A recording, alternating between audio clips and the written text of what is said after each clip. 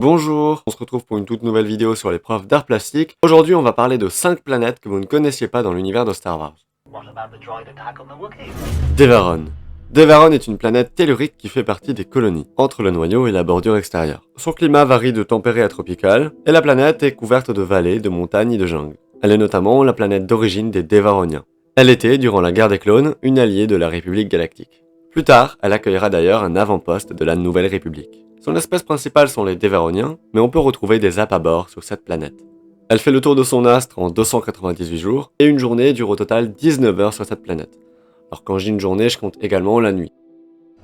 Ibar. Ibar est une planète de la bordure extérieure. Cette planète est principalement couverte de montagnes. Là-bas, on peut notamment y retrouver des aqualiches, des sniviens, mais également des êtres humains. Près de 30 ans après la bataille d'Endor, selon le Premier Ordre, le peuple d'Ibar, qui était à ce moment-là sous le contrôle de la Nouvelle République, mourait de faim. Ando. Ando est une planète aquatique du secteur lambda de la bordure médiane. C'est d'ailleurs sur cette planète d'où sont originaires les aqualiches. Bien que cette planète soit principalement couverte d'océans, on peut y apercevoir quelques verdures. À l'époque, Ando faisait partie de la République Galactique et était même représentée au Sénat. Cependant, compte tenu des agitations qu'il y avait un peu partout dans la galaxie, Ando a fini par rejoindre la CSI, la Confédération des Systèmes Indépendants. Elle est même devenue le siège du cartel des hypercommunications, qui est une organisation chargée des communications séparatistes. Onderon. Onderon est une planète de la bordure extérieure, qui se situe dans le secteur Japrael. Son atmosphère est respirable et son climat est tempéré. Son paysage est principalement constitué de jungles et de villes, dont sa propre capitale, Iziz. Si on se base sur le Legend, les journées sur cette planète dureraient 28 heures. Mais bon, revenons au canon. Cette planète contient énormément d'espèces différentes. Les Bivals, les humains, les Itoriens, les Togrutas, les Twi'lek, et j'en passe, je vous mets la liste.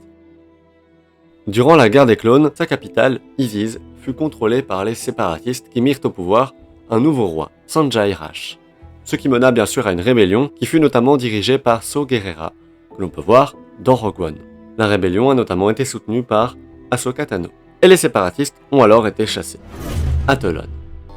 Atolon est une planète du secteur Lothal des territoires de la bordure extérieure. Son paysage est plutôt varié, constitué principalement de messas et de corail, mais également de cavernes et de déserts dû à son climat aride. Les journées sur cette planète durent presque 30 heures, 29 heures et 30 minutes pour être plus précis. Et pour faire le tour de son astre, il lui faut 505 jours, ce qui est beaucoup.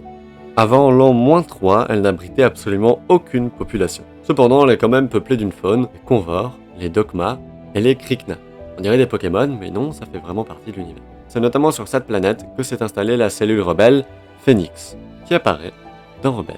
Voilà, c'est tout pour les 5 planètes que vous ne connaissez pas dans l'univers de Star Wars. Si vous êtes encore là, merci d'avoir regardé la vidéo jusqu'au bout. N'hésitez pas à me dire en commentaire combien de ces planètes vous connaissez. Ah oui, et au passage, on est presque 100 sur la chaîne, alors merci beaucoup. N'hésitez pas à vous abonner si l'envie vous prend.